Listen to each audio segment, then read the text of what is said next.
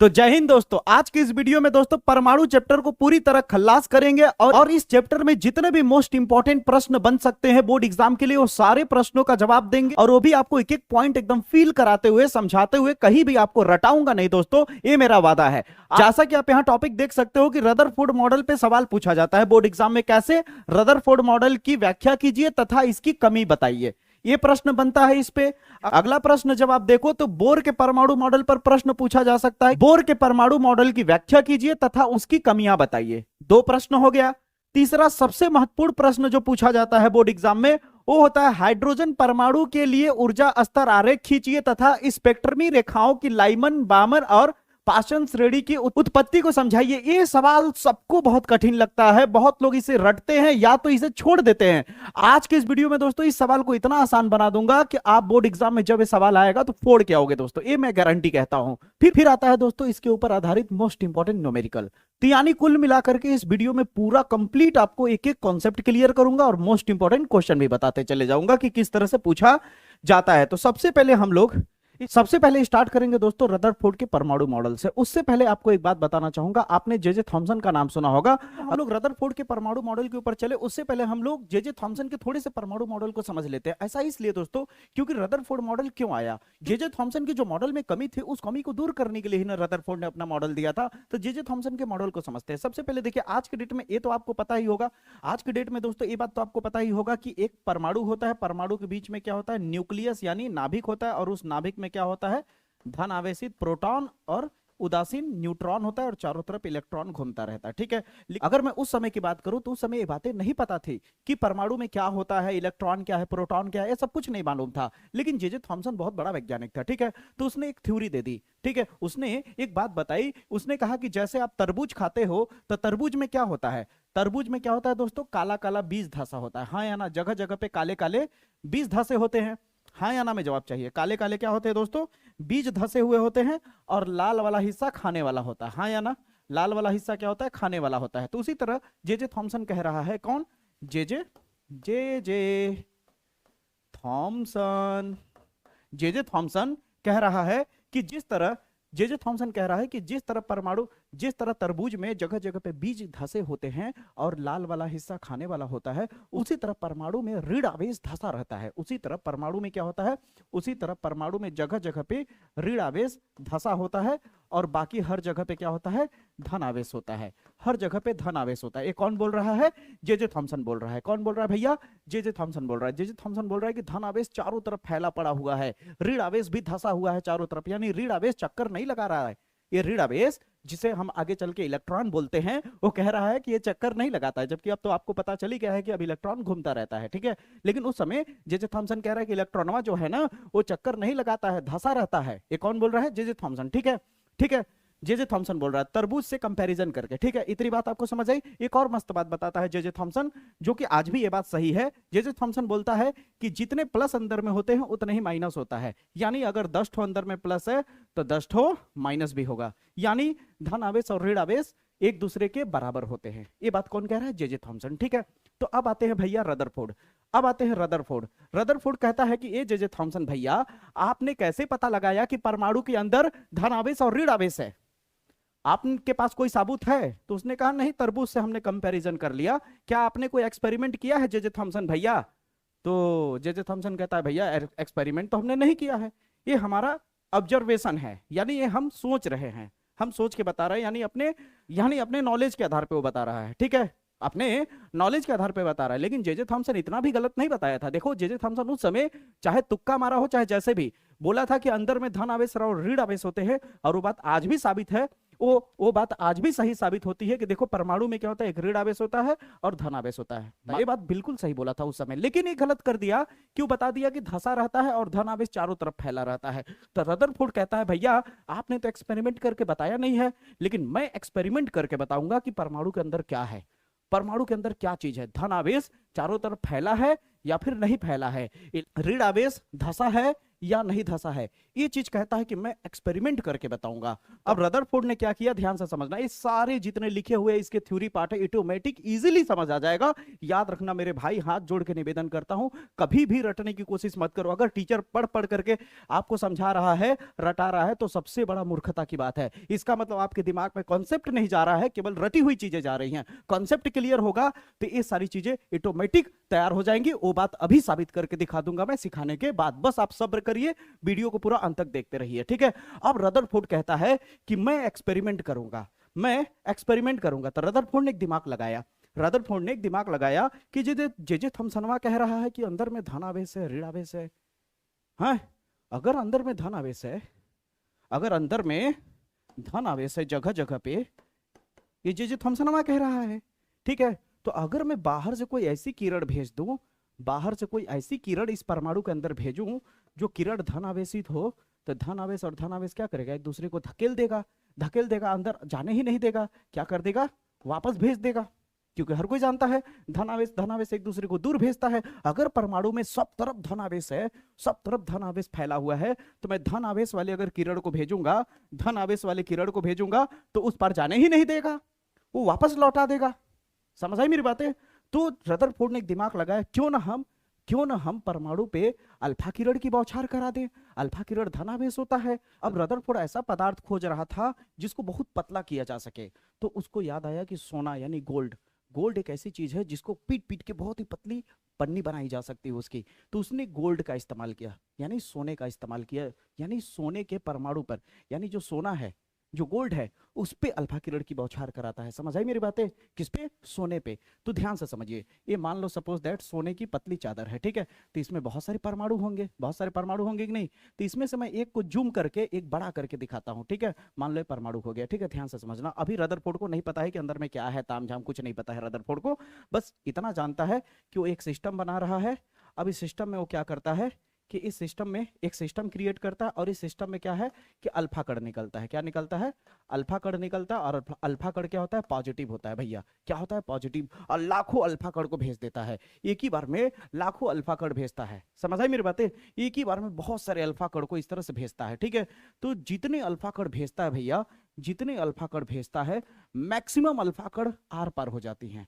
ज्यादातर अल्फा कण क्या होती है भैया, आर पार हो जाती हैं। समझ आई मेरी बातें, ज्यादातर मैक्सिमम अल्फा कण क्या हो रही हैं, आर पार हो जा रही हैं। तो अब उसको शक हुआ, अरे भाई अगर हर तरफ धनावेश होता, अगर यहाँ धनावेश होता, यहाँ धनावेश होता, तो ये जब गया था तो वापस आ जाना चाहिए था, आर पार कैसे हो गया।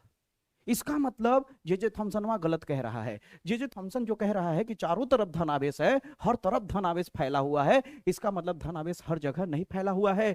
ज्यादातर किरणें आर पार हो जा रही हैं, यानी मैक्सिमम किरणें आर पार हो जा रही हैं, अधिकतम किरणें चली जा रही हैं। तो इससे रदरफोर्ड ने एक बात सोचा कि अगर अधिकतम किरणें आर पार हो जा रही हैं, तो इसका मतलब यह हुआ कि जगह जगह पे, हर जगह पे जो जे थॉमसन कह रहा था कि जगह जगह पे धनावेश फैला हुआ है, इसका मतलब धनावेश फैला नहीं है, धनावेश फैला नहीं है। इसका मतलब यह हो गया कि परमाणु के अंदर ज्यादातर हिस्सा खाली है, खोखला है। इसीलिए तो इस लाइन को जाने के लिए कोई रुकावट नहीं मिल रहा है, लाइन आसानी से जा पा रही है, ये लाइन आसानी से जा पा रही है।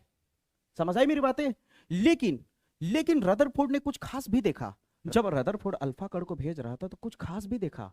क्या देखा पता है आपको, ये जो परमाणु है ना, परमाणु के बीच से, ये जो परमाणु का सेंटर है, बीच से जो किरणें जा रही थी, जो बीच से एकदम किरणें गई थी, वो वापस आ गई। वो क्या हो गई, वापस मुड़ गई। और जो हल्का बीच से हल्का सा ऊपर से जा रही थी, वो हल्का टेढ़ा हो गया। हल्का सा जो बीच से, हल्का बीच यानी सेंटर से जो हल्का सा नीचे से जा रही थी, वो ऐसे मुड़ गई। इसका मतलब बीच में कुछ है, यानी चारों तरफ कुछ नहीं है, बीच में कुछ है, चारों तरफ खोखला हिस्सा है। यानी परमाणु का अधिकांश भाग क्या है, खोखला है।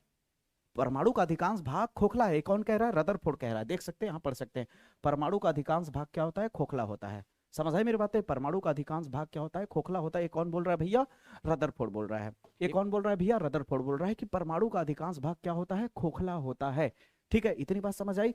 अगली बात उसने बोला कि अगर ज्यादातर किरणें बाहर निकल जा रही है और जो बीच से ही आसपास, जो बीच में जो सेंटर के ही आसपास वाली किरणें क्यों मुड़ रही है या तो वापस आ जा रही है, सेंटर के नजदीक वाली किरणें या तो मुड़ रही है या तो वापस आ जा रही है, इसका मतलब सारा पॉजिटिव किसी एक छोटे से जगह पे इकट्ठा हो गया है। सारा धन आवेश किसी एक छोटे से जगह पर एकत्रित हो गया है। अब ध्यान से समझो परमाणु के केंद्र के बारे में, कि परमाणु के केंद्र में एक छोटा सा धन आवेशित नाभिक होता है जिसमें परमाणु का अधिकांश द्रव्यमान स्थित होता है। अधिकांश द्रव्यमान यानी उसका पूरा मास। अब धनावेश ही पूरा वहां इकट्ठा हो गया तो ज्यादातर उसका मास यानी वजन वहीं पे होगा। ठीक है, समझ आई मेरे बात? सेंटर ऑफ मास जिसे कहते हो। ठीक है, तो यानी बोला कि परमाणु के सेंटर में सारा धनावेश छुपा हुआ है, किनारे पे इधर उधर नहीं छुपा है। परमाणु के सेंटर में पूरा धनावेश छुपा हुआ है और उस बीच वाले सेंटर का नाम दे दिया नाभिक। क्या नाम दे दिया? नाभिक। पूछा भी जाता है नाभिक की खोज किसने की थी, तो होता है रदरफोर्ड। नाभिक के बारे में, न्यूक्लियस के बारे में किसने बताया? रदरफोर्ड ने। और रदरफोर्ड ने बताया कि नाभिक के अंदर धनावेश होता है। ठीक है, फिर अगला बात रदरफोर्ड बोलता है कि इलेक्ट्रॉन धंसा हुआ नहीं है, ऋण आवेश धंसा हुआ नहीं है। ऋण आवेश धंसा हुआ होने के बजाय इलेक्ट्रॉन धंसा हुआ नहीं है, इलेक्ट्रॉन बल्कि चक्कर लगा रहा है। इलेक्ट्रॉन नाभिक के चारों ओर क्या कर रहा है? घूम रहा है। नाभिक के चारों ओर क्या कर रहा है? घूम रहा है। ये बात कौन बोल रहा है? रदरफोर्ड। रदरफोर्ड ने अपने मॉडल में क्या क्या बताया? समझ आई मेरी बातें कि नहीं? रदरफोर्ड ने कहा कि जब मैं अल्फा कण की बौछार कराता हूं किसी गोल्ड फॉइल पे, यानी गोल्ड फॉइल का मतलब होता है सोने की पतली पन्नी पे, अधिकांश अल्फा किरण बिना मुड़े सीधे चली जाती है। उनमें से कुछ अल्फा किरणें बैंड हो जाती है, मतलब झुक जाती है, मुड़ जाती है, और 10,000 या 20,000 में से कोई एक किरण वापस आ रही थी। ये बात कौन कह रहा है? रदरफोर्ड। इसलिए उससे निष्कर्ष रदरफोर्ड ने निकाला कि परमाणु का अधिकांश भाग खोखला है। अधिकांश भाग क्या है? खोखला है, और उसके बीच में सारा धनावेश छुपा हुआ है जिसे नाभिक कहते हैं, और चारों तरफ इलेक्ट्रॉन घूम रहा है। समझ आई या नहीं मेरी बात? इतनी बात समझ आई। लेकिन रदरफोर्ड ने कुछ बातें नहीं बता पाया, इसीलिए रदरफोर्ड की कमियां भी पूछा जाता है एग्जाम में। रदरफोर्ड का परमाणु मॉडल तो पूछा ही जाता है, साथ में कहता है उसकी कमियां भी बताइए। तो रदरफोर्ड की कमियां क्या थी, ध्यान से समझो। अब रदरफोर्ड की कमियां क्या थी, ध्यान से समझो। जैसे मान लो ये हो गया नाभिक हमारा, ठीक है। अब इस नाभिक के चारों ओर क्या कर रहा है? इलेक्ट्रॉन इस तरह घूम रहा है, ठीक है। तो रदरफोर्ड ने क्या ऐसी बातें नहीं बता पाई? ध्यान से सुनना।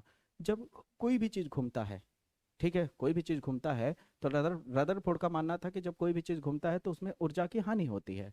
अब आप ही बताइए, जब ऊर्जा की हानि होगी तो धीरे धीरे इलेक्ट्रॉन जो घूम रहा है वो स्लो हो जाएगा, स्लो होता जाएगा, और धीरे धीरे क्या हो जाएगा? वो नाभिक में टूट करके गिर जाएगा। जब वो नाभिक में टूट करके गिर जाएगा तो परमाणु अस्थायी रहेगा ही नहीं, परमाणु नष्ट हो जाएगा, परमाणु विनाश हो जाएगा, परमाणु का नष्ट हो जाएगा। जब इलेक्ट्रॉन टूट के नाभिक में गिर जाएगा तो परमाणु नष्ट हो जाएगा। तो यही बात रदरफोर्ड की कमियां में कही जा रही है। यहाँ पे अगर आप ध्यान से देखो, पढ़ोगे तो यहाँ लिखा हुआ है पहले वाले पोर्शन में कि क्या कहते हैं, इलेक्ट्रॉन जब घूमेगा तो धीरे धीरे अपनी ऊर्जा को खोएगा। जब अपनी ऊर्जा को खोएगा तो क्या होगा? धीरे धीरे वो नाभिक में जाकर के गिर जाएगा। इस बारे में उसने नहीं बता पाया कि इलेक्ट्रॉन नाभिक के अंदर क्यों नहीं जा रहा है। अगर वो इलेक्ट्रॉन ऊर्जा खो रहा है तो उसको नाभिक में चले जाना चाहिए, गिर जाना चाहिए। समझ आई मेरी बातें?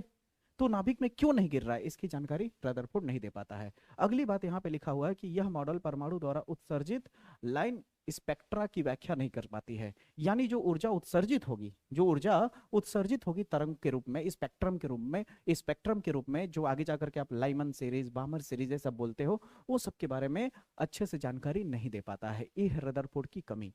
समझ आई मेरी बात? यहाँ पे लिखा है ना, इलेक्ट्रॉनों की अवस्था की भी जानकारी नहीं दे पाता है। यहाँ पे लिखा है ना, रदरफोर्ड मॉडल ने यह नहीं बताया कि परमाणु में इलेक्ट्रॉन कैसे व्यवस्थित है, किस तरह से व्यवस्थित है, किस जगह पे चक्कर लगा रहा है, कितनी दूरी पे चक्कर लगा रहा है, उसकी त्रिज्या क्या है। सही बात बोल रहा हूँ नहीं? अगर वो परमाणु के चारों तरफ इस तरह चक्कर लगा रहा है तो कुछ दूरी पे चक्कर लगा रहा होगा ना। ये सब के बारे में कोई जानकारी रदरफोर्ड नहीं दे पाता है। अब बताइए ईमानदारी से, रदरफोर्ड की कमियां भी समझ आई, रदरफोर्ड का मॉडल समझ आया या नहीं? क्लियर हुआ? अब इस कमी को दूर करने के लिए नील बोर आता है। अब इस कमी को दूर करने के लिए बोर अपना एक मॉडल देता है जिसे बोर्स परमाणु मॉडल कहा जाता है। ठीक है, अब देखो बोर्स परमाणु मॉडल और ज्यादा मजेदार तरीके से सीखोगे। क्यों? क्योंकि अगर आप टॉपिक को कनेक्ट कर पा रहे होगे तो एक कहानी की तरह चल रहा है ये चैप्टर, ध्यान से देखोगे तो मजा आएगा। यहाँ अगर आप ध्यान से सुन रहे होगे मेरी बात को तो आपको वीडियो छोड़ के हटने का मन ही नहीं करेगा। ठीक है, एक एक चीजें फील होगी। अब देखो बोर्स मॉडल ऑटोमेटिक समझ में आने लगेगा। क्यों? देखो अब नील बोर ने क्या क्या बताया, ध्यान से सुनो मेरी बात को, अच्छे से समझना। नील बोर ने सबसे पहले यह बताया इलेक्ट्रॉन की व्यवस्था के बारे में। इलेक्ट्रॉन की व्यवस्था के बारे में यह बताया नील बोर ने कि जो भी परमाणु होता है, परमाणु के अंदर नाभिक होता है, ये बिल्कुल सही बात है। नील बोर कह रहा है कि परमाणु के अंदर नाभिक होता है, बिल्कुल सही बात है। धनावेश होता है, बिल्कुल सही बात है। इलेक्ट्रॉन चारों तरफ घूमता है, ये भी बिल्कुल सही बात है। यानी रदरफोर्ड ने जो बताया वो बिल्कुल सही बताया। लेकिन बोर्स मॉडल अपनी व्याख्या में क्या कह रहा है कि इलेक्ट्रॉन व्यवस्थित होता है। इलेक्ट्रॉन के घूमने की अलग अलग कक्षा होती है। अलग अलग कक्षा का मतलब अलग अलग ऑर्बिट होता है। इलेक्ट्रॉन अलग अलग ऑर्बिट में घूमता है। हर एक इलेक्ट्रॉन की अलग अलग ऑर्बिट होती है। समझ आई मेरी बातें? यानी कुछ फर्स्ट ऑर्बिट में घूमेगा, तो कुछ सेकेंड ऑर्बिट में घूमेगा, तो कुछ थर्ड ऑर्बिट में घूमेगा, तो कुछ फोर्थ ऑर्बिट में घूमेगा। समझ आई मेरी बातें? हर इलेक्ट्रॉन के घूमने की अलग अलग कक्षा होती है। यानी जैसे कहने का मतलब है, कहने का मतलब यह है कि मान लो इलेक्ट्रॉन अगर इस ऑर्बिट में घूम रहा है तो उसका कारण क्या है, उसका कारण क्या है समझने की कोशिश करो। इसने ये तो बता दिया बोर ने कि हर एक अलग अलग कक्षा होती है परमाणु में, हर एक अलग अलग कक्षा में इलेक्ट्रॉन चक्कर लगा रहे होते हैं। समझ आई मेरी बातें? अब ऐसा क्यों, ऐसा क्यों? अगर मैं कह रहा हूं कि ये इलेक्ट्रॉन पहली दूसरी तीसरी कक्षा में चक्कर लगा रहा है, तो मैं अगर कहूं कि दूसरी में क्यों नहीं लगा रहा है, या फिर चौथे में क्यों नहीं लगा रहा है, तीसरे में ही क्यों लगा रहा है, तो उसका कारण क्या बताता है बोर्स मॉडल? ध्यान से समझना। सबसे पहले बोर्स मॉडल ये कहता है कि हर परमाणु की अलग अलग कक्षा होती है। जैसे पहली कक्षा, दूसरी कक्षा, तीसरी कक्षा, चौथी कक्षा। समझ आई मेरी बातें? तो सब कक्षा की अलग अलग ऊर्जा स्तर होती है। सब कक्षा की अलग अलग ऊर्जा होती है। यानी इस कक्षा में घूमने वाले इलेक्ट्रॉन की अलग ऊर्जा होगी, क्योंकि इस कक्षा की एक अलग एनर्जी लेवल होती है। इस कक्षा की अलग एनर्जी लेवल होती है। जैसे 3 क्लास में बच्चा बैठा है तो 3 क्लास की सिलेबस अलग होगी, एनर्जी अलग होगी, पढ़ाने का रूल अलग होगा। 5 क्लास वाले बच्चे का एनर्जी लेवल अलग होगा, 10th क्लास वाले बच्चे का एनर्जी लेवल अलग होगा। क्लास के हिसाब से चीजें बट रही है या नहीं, सिलेबस बट रहा है या नहीं, उसी तरह से हर ऑर्बिट का अलग अलग एनर्जी लेवल होता है। और याद रखना बोर ने अपने मॉडल में यह बताया कि अगर ये पहली कक्षा है जिसे N1 कह सकते हैं, और ये क्या है दूसरी कक्षा जिसे N2 कह सकते हैं, ये तीसरी कक्षा जिसे N3 कह सकते हैं, ये चौथी कक्षा जिसे N4 कह सकते हैं। आप जैसे जैसे बाहर की तरफ बढ़ोगे, यानी N1 से N2 में जाओगे, N2 से N3 में जाओगे, N3 से N4 में जाओगे, तो ऊर्जा बढ़ती चली जाएगी। यानी जैसे जैसे आप आगे बढ़ते जाओगे, जैसे जैसे आप आगे बढ़ते जाओगे, एनर्जी बढ़ती जाएगी, कक्षा की एनर्जी बढ़ती जाएगी। अगर आपसे कोई पूछे कि अगर पहली कक्षा को मैं E1 कहूं, एनर्जी नंबर E1, दूसरी कक्षा को एनर्जी नंबर E2 कहूं, तीसरी कक्षा को एनर्जी नंबर E3 कहूं, चौथी कक्षा को एनर्जी नंबर E4 कहूं, तो आपसे कोई पूछे E1 की एनर्जी ज्यादा होगी या E2 की एनर्जी ज्यादा होगी, तो आप कहोगे E2 की एनर्जी ज्यादा होगी, पहले वाले से E2 की एनर्जी ज्यादा होगी। धीरे धीरे बाहर आने पे ऊर्जा बढ़ती चली जाती है। ऊर्जा क्या होती है? बढ़ती चली जाती है। E1 की ऊर्जा सबसे कम होगी, E2 की ऊर्जा थोड़ी ज्यादा होगी, E3 की और ज्यादा होगी, सबसे ज्यादा किसकी एनर्जी होगी? E4 की। जितना आप बाहर चलते चले जाओगे ऊर्जा बढ़ती चली जाती है। अब आपको बताता हूं कि इलेक्ट्रॉन ये तीसरे में क्यों है, उसका कारण समझिए। जैसे एग्जांपल के तौर पे मैं समझाता हूं। मान लीजिए पहले वाले की एनर्जी मान लेते हैं 10 है, दूसरे वाले की एनर्जी मान लेते हैं 20 है, तीसरे वाले की मान लेते हैं एनर्जी 25 है, चौथे वाले की एनर्जी मान लेते हैं 27 है। ठीक है, अब आप ध्यान से समझिए। अगर ये तीसरे में घूम रहा है इलेक्ट्रॉन, तो इलेक्ट्रॉन की एनर्जी मैच कर रही है। तीसरे वाले कक्षा की एनर्जी कितनी है? 25, तो इलेक्ट्रॉन की एनर्जी भी 25 है।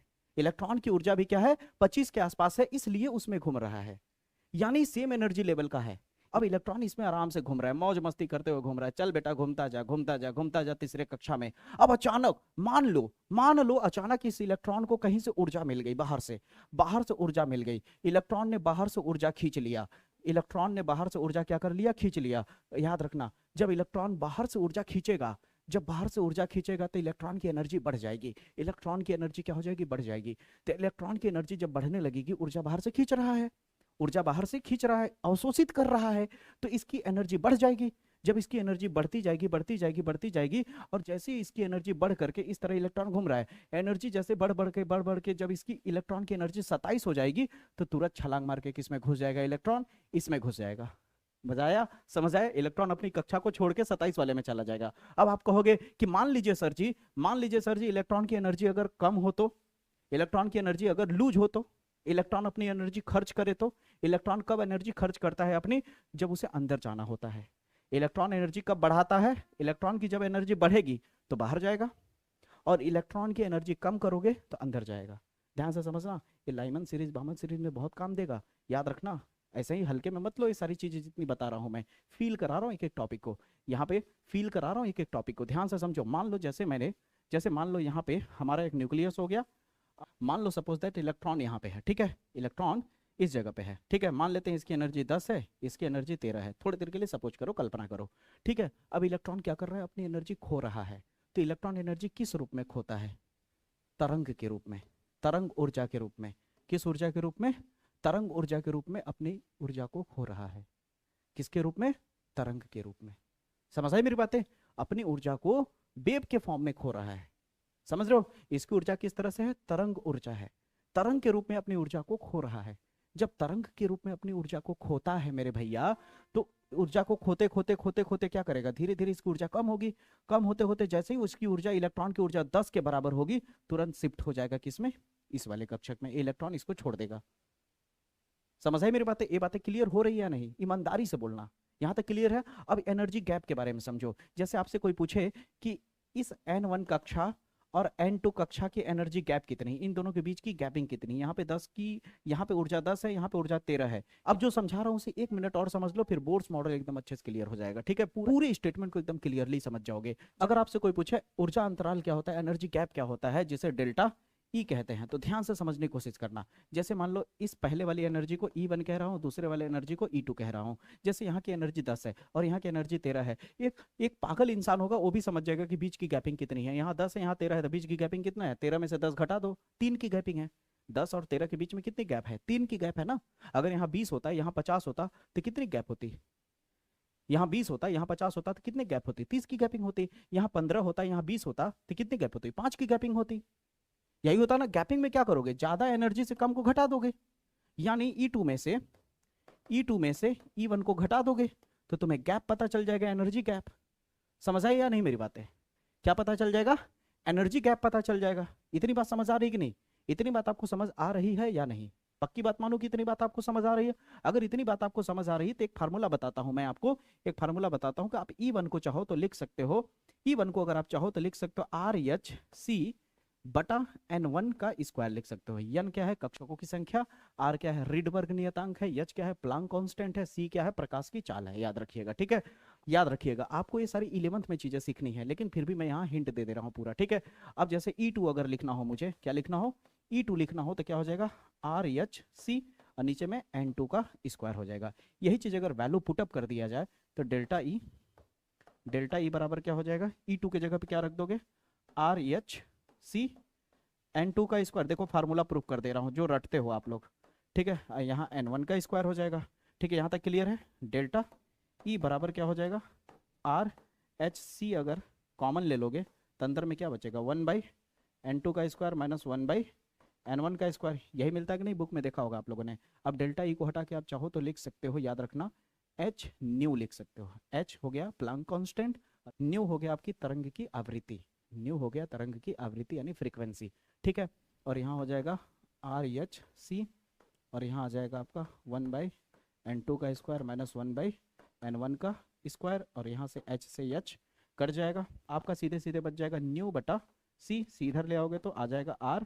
यहाँ पे एनर्जी जो आएगा नहीं का वैल्यू नेगेटिव में आएगा, तो उसको हम पॉजिटिव लेने के चक्कर में क्या करेंगे, इसको पहले लिख देंगे 1/N1 का स्क्वायर माइनस 1/N2 का स्क्वायर, ठीक है। अब ध्यान से समझो, इस पूरे को आप चाहो तो 1/λ लिख सकते हो, तो R बराबर 1/N1 का स्क्वायर माइनस 1/N2 का स्क्वायर। जब आप लाइमन सीरीज बामन सीरीज वाली चीजें सीखोगे तो उस दौरान यही फार्मूले से आपको गुजरना पड़ेगा। तो ये फार्मूला कैसे आता है, देखो एकदम अच्छे से प्रूफ कर दिया ना मैंने। यहाँ तक क्लियर हुआ या नहीं, ईमानदारी से बताना, सच सच बताना दिल से, यहाँ तक क्लियर हुआ कि नहीं, ठीक है। याद रखना, आर को रिडबर्ग नियतांक कहा जाता है, इसका मान क्या होता है मैं अभी आपको दिखाऊंगा, ठीक है। अब बताइए, आपको यहाँ तक क्लियर हुआ ना, आपको यहाँ तक क्लियर हुआ ना, ये बात आपको समझ आया कि नहीं। ये क्या है, कक्षक है, कक्षक को हम क्या बोल सकते हैं, ये हो गया आपका नाभिक, ये हो गया पहला कक्षक N1, ये हो गया N2, ये हो गया N3, N हो गया N4। इसको अल्फाबेटिक से भी इंडिकेट किया जा सकता है, KLMN। समझ आए मेरी बात है। N1 को क्या बोल सकते हो, K, N2 को क्या बोल सकते हो, L, N3 को बोल सकते हो M, N4 को बोल सकते हो N। यहाँ तक क्लियर है। अब आप ध्यान से देखो, अब आप ध्यान से देखोगे तो बोर्स मॉडल ऑटोमेटिक इजीली समझ आने लगेगा। देखो, नील्स बोर ने 1913 में रदरफोर्ड मॉडल की कमियों को दूर करने के लिए अपना एक परमाणु मॉडल प्रस्तावित किया। ये बात मैंने अभी ऐसे ही बता दिया मजाक मजाक में ही, अब यही चीज लिखा हुआ है। फिर आगे कहता है परमाणु में इलेक्ट्रॉन केवल कुछ विशेष कक्षाओं में ही नाभिक के चारों ओर घूम सकते हैं जिन्हें ऊर्जा स्तर कहा जाता है। ठीक है, कौन बोल रहा है? Bohr's model. बोर्स ने अपने मॉडल में पहला स्टेटमेंट क्या दे रहा है कि परमाणु में इलेक्ट्रॉन जो होते हैं ऐसे ही कहीं भी घूम नहीं सकता, वो किसी पर्टिकुलर कक्षा में घूमेगा जहां पे उसकी एनर्जी लेवल मैच करेगी। ठीक है, और उस ऑर्बिट की एनर्जी लेवल को हम क्या बोलेंगे? ऊर्जा स्तर कहते हैं। तो वही चीज यहाँ लिखा हुआ है कि परमाणु में इलेक्ट्रॉन केवल कुछ विशेष कक्षाओं में ही नाभिक के चारों ओर घूम सकते हैं जिन्हें ऊर्जा स्तर कहा जाता है। यहां तक समझ आया मेरे भैया? उसके बाद आता है कि जब इलेक्ट्रॉन इन कक्षाओं में घूमते हैं तो वे ऊर्जा का उत्सर्जन नहीं करते हैं। यहाँ पे रदरफोर्ड मॉडल की बातें गलत साबित कर दिया। रदरफोर्ड मॉडल में जो कमियां थी उसे दूर कर रहा है यहाँ पे। जैसे कि वहां पे बात हो रही थी कि इलेक्ट्रॉन जब घूमेगा तो अपनी एनर्जी को खोएगा, लेकिन यहां कह रहा है कि जब इलेक्ट्रॉन घूमता है तो ऊर्जा का उत्सर्जन नहीं करता है, यानी ऊर्जा हानि नहीं होती है, ऊर्जा खर्च नहीं होती है जब घूम रहा होता है। तब ऊर्जा खर्च कब होती है? जब इलेक्ट्रॉन अपने कक्षक को छोड़ के दूसरे कक्षक में छलांग मारता है, तब इलेक्ट्रॉन की ऊर्जा या तो बढ़ती है या तो घटती है। अगर वो अपनी कक्षक से बाहर जाने की कोशिश करेगा तो ऊर्जा बढ़ेगी, और अगर अपने कक्षक के अंदर घुसने की कोशिश करेगा, यहां से अंदर जाने की कोशिश करेगा, तो ऊर्जा घट जाएगा। उस दौरान ऊर्जा बढ़ती घटती है। वही चीज यहाँ नीचे लिखा हुआ है। अब बताओ, रटने की कोशिश पड़ रही है क्या? आप रटने की जरूरत पड़ रही है? नहीं ना भैया, बोले थे ना भैया दहाड़ के, मैंने बोला था कि रटना नहीं पड़ेगा आपको। ठीक है, अभी देखना ना, लाइमन सीरीज, बामर सीरीज, ये सब जब समझाऊंगा ना तो आप दूसरे को सिखा दोगे, आप दूसरे को अच्छे से सिखा दोगे, कहोगे अरे भाई इसको तो मैं नींद में बोल दूं यार। इतना इजीली आपको लगने लगेगा ये चैप्टर। मैं थोड़ा लेट लगाऊंगा कोई भी टॉपिक लाने में, लेकिन जब लाऊंगा तो दहाड़ दूंगा। इसीलिए थोड़ा सा आप सब्र करना। ठीक है, किसी भी चीज को मैं कोशिश करता हूं कि रटाऊं ना, किसी भी चीज को रटाऊं ना, मैं ऐसे पढ़ पढ़ करके मैं चैप्टर को खत्म ना करूं कि केवल पढ़ते चला जाऊं। वैसे तो बच्चा घर पे खुद ही पढ़ लेगा, अनगिनत टीचर ऐसे देखने को मिलेंगे, पीपीटी बना करके ले आएंगे और वहां पे जो परिभाषा दिया है उसी परिभाषा को पढ़ देंगे, काम खत्म हो जाएगा। फील कराने की कोशिश नहीं करेंगे, लेकिन मैं पूरी कोशिश करता हूं कि आपको फील करा सकूं। समझ आई मेरी बातें? मैं पहली परिभाषा नहीं पढ़ा, पहले मैंने कॉन्सेप्ट क्लियर किया, अब परिभाषा को पढ़ रहा हूं। सही बोला कि नहीं? अब देखो वही चीज नीचे लिखा हुआ है, इलेक्ट्रॉन एक कक्षा से दूसरी कक्षा में जब कूदता है, इलेक्ट्रॉन जब एक कक्षा से दूसरी कक्षा में कूदता है मेरे भाई, ठीक है, कूद सकते हैं। ठीक है, यानी एक इलेक्ट्रॉन जो होता है एक कक्षक से दूसरे कक्षक में कूद सकते हैं, ये बता रहा है बोर अपनी मॉडल में। जब वो इलेक्ट्रॉन जो होता है ना भैया, उच्च ऊर्जा स्तर से जब निम्न ऊर्जा स्तर में कूदता है तो उस दौरान ऊर्जा का उत्सर्जन होता है। ऊर्जा का उत्सर्जन का मतलब अपनी ऊर्जा खो रहा होता है, अपनी ऊर्जा नष्ट कर रहा होता है तरंग के रूप में। समझ रहे हो? तरंग के रूप में। उसी दौरान तरंग के रूप में जब ऊर्जा खो रहा होता है ना, उसी दौरान तुम्हें देखने को मिलता है दृश्य किरणें, अल्ट्रावायलेट रेज, अवरक्त किरणें। समझ रहे हो मेरी बातें? अभी आप देखना ना, मजा आएगा, बस देखते जाओ। इस वीडियो को जो अंत तक पूरा देखेगा, जब इस वीडियो के बाहर निकलेगा तो कमेंट करके जरूर बताना कि आपको कैसा लगा। मजा आएगा दोस्त, 100% कह रहा हूं। इतनी बात समझ आई मेरी बातें? यहां तक आपको क्लियर हुआ कि वो जब उच्च ऊर्जा से निम्न ऊर्जा में कूदेगा तो ऊर्जा का उत्सर्जन हो जाएगा, ऊर्जा खो देगा। उत्सर्जन का मतलब ऊर्जा खोएगा, ऊर्जा नष्ट करेगा। और जब निम्न से उच्च ऊर्जा में भागेगा, जैसे मान लो इलेक्ट्रॉन यहां पे है, तो जब इधर भागेगा तो देखो इस कक्षक की ऊर्जा कम होगी और इस कक्षक की ज्यादा होगी कि नहीं? तो कम से जब ज्यादा वाले में जाएगा, कम से जब ज्यादा वाले में जाएगा, यानी निम्न से ज्यादा ऊर्जा स्तर में जब जाएगा तो उस दौरान एनर्जी बाहर से खींचेगा, अवशोषित करेगा। यहाँ पे वही चीज लिखा है, उस दौरान ऊर्जा का अवशोषण करेगा ये। अब बताओ, रटना पड़ रहा है? नहीं ना? अब अगर इतनी बात क्लियर हो गई तो इसकी कमी भी जान लो। इसकी कमी भी है, ऐसा नहीं है कि पूरा चीज ही इसका अच्छा था। ठीक है, इसकी कमी क्या है ध्यान से समझो। यहाँ पे कह रहा है कि यह मॉडल केवल हाइड्रोजन जैसे एकल इलेक्ट्रॉन परमाणु स्पेक्ट्रम की व्याख्या कर सकता है। ठीक ना, क्योंकि हाइड्रोजन का एग्जाम्पल लेकर के इसने दिया था, इसने हाइड्रोजन के एग्जाम्पल दिया था। ठीक ना, तो ये सब परमाणु पे लागू नहीं हो पा रहा था। ठीक है, तो यह मॉडल केवल हाइड्रोजन जैसे एकल इलेक्ट्रॉन, अकेले इलेक्ट्रॉन वाले परमाणु स्पेक्ट्रम की व्याख्या कर सकता था, बहु इलेक्ट्रॉन परमाणु की नहीं, जिसमें बहुत सारे इलेक्ट्रॉन होते थे उसकी व्याख्या अच्छे से नहीं कर पाता था। क्लियर हुआ या नहीं? मजा आया? अगला कहता है यह मॉडल यह नहीं बताता कि इलेक्ट्रॉन कुछ विशेष कक्षाओं में ही क्यों घूमते हैं। इलेक्ट्रॉन कुछ विशेष कक्षाओं में ही क्यों घूमते हैं, ये बात अच्छे से नहीं बता पाया। अगला, यह मॉडल जमीन प्रभाव, ठीक ना, जमीन प्रभाव कुछ होता है, जमीन प्रभाव, स्टार्क प्रभाव की व्याख्या नहीं कर पाता है। अब बताओ बोर्स मॉडल क्लियर हुआ है नहीं, मजा आया नहीं? अब बोर्स मॉडल जब अच्छे से समझ जाओगे मेरे भैया, तो उसके बाद आप इसको दहाड़ दोगे। यहां जो फार्मूला लिखा, अब नहीं पूछोगे कि सर जी ये कहां से आया, अब नहीं पूछोगे N1 क्या है, N2 क्या है। N1 का मतलब समझ गए होगे, परमाणु के नाभिक के जस्ट बाद वाला जो कक्षक है उसे N1 कहते हैं, और परमाणु के जस्ट बाद वाला अगला जो कक्षक होता है उसे N2 कहते हैं गुरु, समझे? परमाणु की जब अगले वाला ये कक्षक होता है उसे N3 कहते हैं। क्या कहते हैं? N3।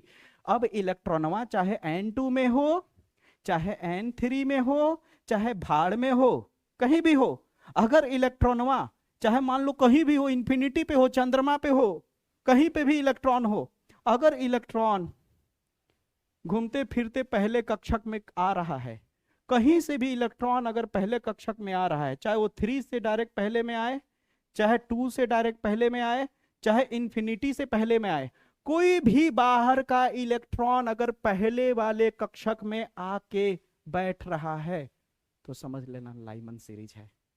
कौन सी सीरीज है?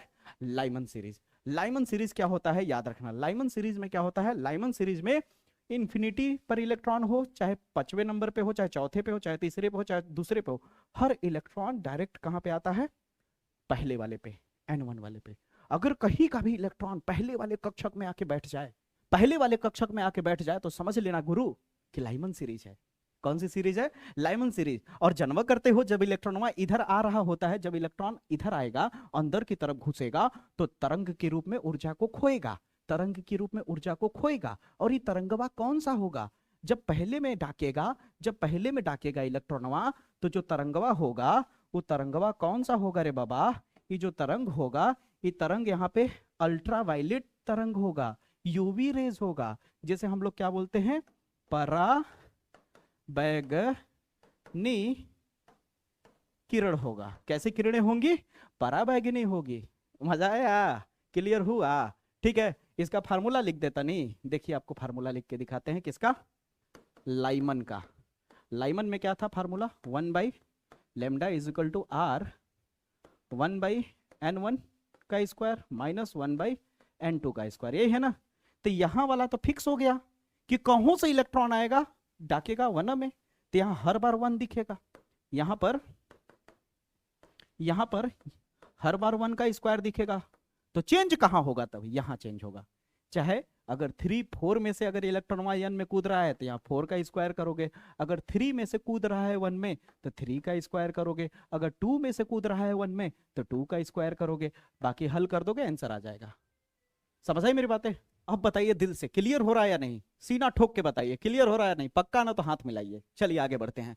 अब मान लीजिए इलेक्ट्रॉनवा जो 3 पे था, मान लीजिए तीसरका में इलेक्ट्रॉनवा घूम रहा था, तीसरका में ना जाके दूसरका वाले में बैठ जाए, तो तीसरे से जाके दूसरका में बैठ जाए, या फिर जो चौथा वाला आपका कक्षक है N4 जो है, मान लीजिए N4 में है, यहां से जाके पहला में ना बैठ के दूसरा में इलेक्ट्रॉन बैठ जाए, तो तब का होगा गुरु?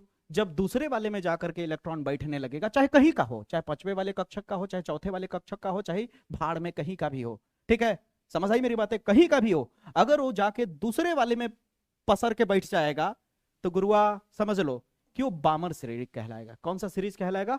बामर सीरीज कहलाएगा, यानी बामर श्रेणी कहलाएगा। समझ आई मेरी बातें? और जब इधर से इधर आ रहा होगा, ठीक है भैया, पहिलका में नहीं गया, दूसरका में गया, तो भी तो ऊर्जा खोया होगा तरंग के रूप में। तो ऊर्जा खोया होगा तो किस तरह की किरणें दिखाई दी होंगी? यहाँ पे दृश्य किरणें दिखाई देती है। ये सवाल भी पूछा जाता है कि जैसे कि इस प्रश्न में आप देखिए क्या कह रहा है, इन श्रेणियों में से कौन सी स्पेक्ट्रम की दृश्य भाग में मिलती है? समझ आई मेरी बातें? कह रहा है कि इनमें से कौन सा स्पेक्ट्रम दृश्य भाग में मिलता है, तो बताइए। बामर सीरीज दृश्य भाग में जाके मिलता है। अब याद रहेगा ना? ठीक है, समझ आई मेरी बातें? क्लियर हुई? उसी तरह से आपका पाश्चन होगा, उसी तरह से ब्रैकेट होगा, फुंड होगा। अब आगे बताने की कोई जरूरत है नहीं, आप समझ ही रहे होंगे। ठीक है, तो आप ध्यान दीजिएगा। एक चीज और बता दूंगा, एक और चीज बता दो, भूल गया मैं यहाँ बताना, कि जब आप लाइमन में रहोगे तो लाइमन में 1 तो फिक्स हो गया, तो यहाँ पे क्या 1 रख सकते हो? नहीं ना। तो यहाँ पे क्या रख सकते हो? 2 रख सकते हो, 3 रख सकते हो, 4 रख सकते हो, यानी n का वैल्यू यहाँ पे क्या दिख सकता है? 2 दिख सकता है, 3 दिख सकता है, 4 दिख सकता है, डैश डैश डैश इन्फिनिटी दिख सकता है लाइमन में। समझ आई मेरी बातें? जब हम बामर में जाएंगे तो 2 फिक्स हो गया, तो 2 तो अब बदल नहीं सकता। क्या अब 2 फिक्स हो गया तो 2 में से 2 में ही थोड़ी ना जाएगा, 3 में से आएगा, 4 में से आएगा, 5 में से आएगा। समझ आई मेरी बात है? 2 में जब गिरना है तो 2 तो फिक्स हो गया। तब बामर में क्या दिखेगा? बामर में n इक्वल टू 3 दिख सकता है, 4 दिख सकता है, 5 दिख सकता है, ये सारी चीजें दिखेंगी। अब यहाँ पे आप डेफिनेशन के तौर पे समझ सकते हैं। जैसे लाइमन सीरीज की अगर बात करें तो कह रहे हैं इन रेखाओं को सबसे पहले लाइमन ने सन 1916 में प्राप्त किया था, जब किसी परमाणु में इलेक्ट्रॉन किसी ऊर्जा स्तर से प्रथम ऊर्जा स्तर में संक्रमण करता है या प्रवेश करता है, यानी n1 में प्रवेश करता है। कहां से? चाहे n2 से, n3 से, n4 से, कहीं से भी। तो उस दौरान उत्सर्जित स्पेक्ट्रम की रेखाएं जो होती है वो पराबैंगनी भाग यानी अल्ट्रावायलेट पार्ट में प्राप्त होती हैं। समझ आई मेरी बातें? अब देखो यहाँ 1 फिक्स हो गया कि नहीं? लेकिन यहाँ n, यहाँ n लिखा है। n का मतलब यहाँ n हटा करके 2 रख सकते हो, 3 रख सकते हो, 4 रख सकते हो, कुछ भी। उसी तरह बामर में देखोगे तो होगा। उसी तरह बामर के बाद पास्चन होगा, पास्चन के बाद ब्रैकेट, ब्रैकेट के बाद फुंड होगा। अब बताओ क्लियर हुआ या नहीं? मजा आया या नहीं? क्लियर हुआ? अब बताओ क्या आप पास्चन को, ब्रैकेट को, फुंड को अच्छे से क्लासीफाई कर पाओगे? नहीं क्लियर कर पाओगे? नहीं। हम अच्छी तरह से अपने स्टूडेंटों को जानते हैं कि जो मेरी बातों को फॉलो करके अच्छे से फील करता है, सीखता है, वो अब इन सारी चीजों को दहाड़ देगा, 100% दहाड़ देगा। अब आती बारी इन टॉपिक पे न्यूमेरिकल कैसे पूछा जाता है। तो न्यूमेरिकल देखिए यहाँ पे किस तरह से पूछा गया है। हाइड्रोजन परमाणु में एक ऊर्जा संक्रमण ऊर्जा n3 से n2 में जा रहा है। कहां से जा रहा है भैया? पहले फार्मूला लिख ले थोड़ा सा। 1 बाई लैम्डा इक्वल टू क्या होगा? r 1 बाई n1 का स्क्वायर 1 बाई n2 का स्क्वायर। अब बताइए r कहां घुस रहा है भैया? n2 में जा रहा है, तो इसको हटा के क्या लिखेंगे? 2 का स्क्वायर। और कहां से जा रहा है? 3 से, तो यहाँ 3 का स्क्वायर लिख देंगे। अब इसे आसानी से हल किया जा सकता है। r का वैल्यू आपको पता ही है, r का वैल्यू नहीं पता तो जान लीजिए 1.09, यहाँ पे लिखा है ना 1.097 गुणे 10 घाते 7 होता है। ठीक है, यहाँ पे रख करके लैम्डा निकाल लोगे। तरंग दैर्घ्य पूछा है ना शायद? हाँ यहाँ पे लिखा है, तो फोटोन की तरंग दैर्घ्य क्या होगी? क्लियर है कि नहीं? मजा आएगा कि नहीं? यहाँ पे r का वैल्यू दिया भी हुआ है। ठीक है, ये इस तरह का सवाल घुमा फिरा करके पूछेगा। हैंडल कर पाओगे कि नहीं? क्लियर कर पाओगे कि नहीं? अब बताओ ईमानदारी से दिल पे हाथ रख करके बताओ, एक एक चीज अच्छे से फील हुई या नहीं, समझ आया या नहीं? अब इस चीज को आप जाकर के पढ़ोगे ना, चाहे आप मास्टर माइंड से पढ़ो, चाहे किसी भी क्वेश्चन बैंक से पढ़ो, आपको इतनी अच्छे से फील होगा ना, अच्छे से समझ आएगा। समझ आई मेरी बातें? मैं भी चाहूं तो यहाँ तक परिभाषा लिख के रटा सकता हूं, लेकिन एक एक चीजें मैंने फील कराया ताकि आपको अच्छे से समझ में आ सके। उम्मीद करता हूं आपको एक एक पॉइंट अच्छे से क्लियर हुआ होगा, समझ आया होगा। अगर आपको वीडियो एनर्जेटिक लगा हो, पसंद आया हो, मजा आया हो, तो वीडियो पे अगर नए होगे तो जल्दी से सब्सक्राइब का बटन ठोक दो, तोड़ दो, फोड़ दो, लेकिन जल्दी से सब्सक्राइब कर दो दोस्तों, ताकि ये चैनल बहुत ही जल्द 1 लाख सब्सक्राइबर का परिवार बन जाए दोस्तों। और मुझे पता है दोस्तों कि आप लोग जल्दी से इसे मिल करके 1 लाख सब्सक्राइबर तक जरूर पहुंचा देंगे। ठीक है, तो इसके अगले वीडियो मुलाकात करूंगा दोस्तों, तब तक के लिए जय हिंद, जय भारत।